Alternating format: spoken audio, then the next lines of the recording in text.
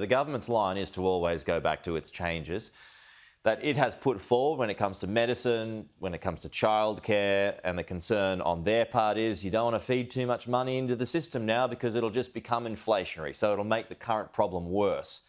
So what's your reaction to that? Well, let's have a look how this works. So when you're giving people more childcare subsidy, and you don't put a cap on childcare costs, then those people that are running those childcare centres, not all of them, because some of them are non-government for profit, but those private ones out there, mate, they just lift it. It's like if you're going to give rental assistance out there, if you're not going to cap people that own those homes and how much they can put their rent up, then seriously, who do you think's getting that money? No, there's a no-win here. It's not like they go in and do these policies at half pace and go, well, that'll do, we've given the consumers some money, but you know what? The people on top, they just put their prices up, mate. That's common sense. That's how businesses work. So, you know, I think he's really going to have to make some hard decisions early into the new year, and unless he does that, then you know, then they'll be fighting it out there. You know, they're halfway through their term now, and it's nearly like since we've had the Voice, and people keep saying to me, it's like, well, where's the government gone? It lost out on the Voice, and it's like sitting in a corner, has no idea, doesn't know what to do from here on in. That's what it looks like.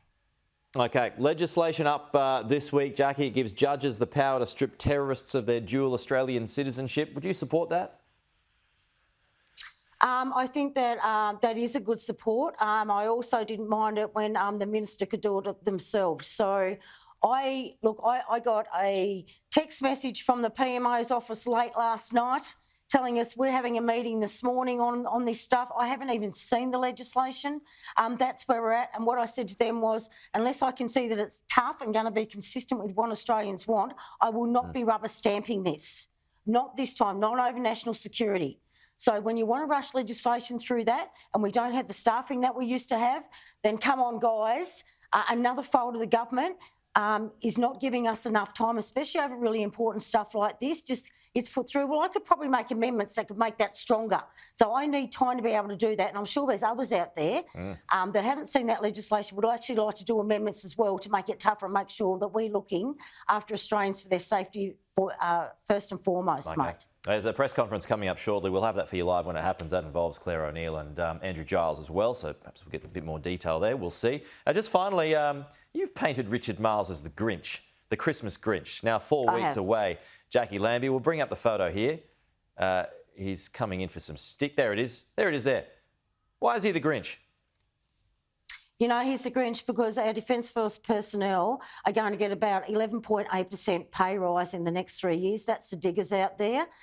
Not to forget that at one stage they're set on nothing and they didn't get pay rises there for a few years with the coalition either. So my point is I've got, you know, and it's the same with the federal police. All our first responders out there, we are struggling for retention rates to keep them in there in the first place, and also for people enlisting. And like I said, it seems to be the uniform. So it's the AFP, our police, you know, men and women in blue uniform, our nurses, our teachers. I'm sorry, but if you want to keep these people, you are going to have to give them more pay rises. There's no doubt about that. So my point is, it's not consistent with the cost of living. The other way that Richard Marles has done things by trying to entice people into our Defence Force and saying, hey, if you stay in after your 4 years, we'll give you a $50,000 retention.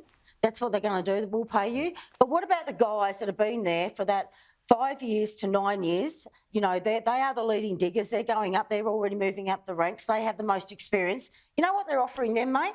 Nothing but a shitty bloody pay deal over a 3-year period. That is it. That is what they're getting offered. So, you know, if this bloke's wondering, if you're wondering why Defence Minister is losing people out of Defence Forces, he may want to set his policies right, mate, and get it done properly. Jacqui Lambie, we're out of time. Appreciate your time as always, though. We'll talk to you soon.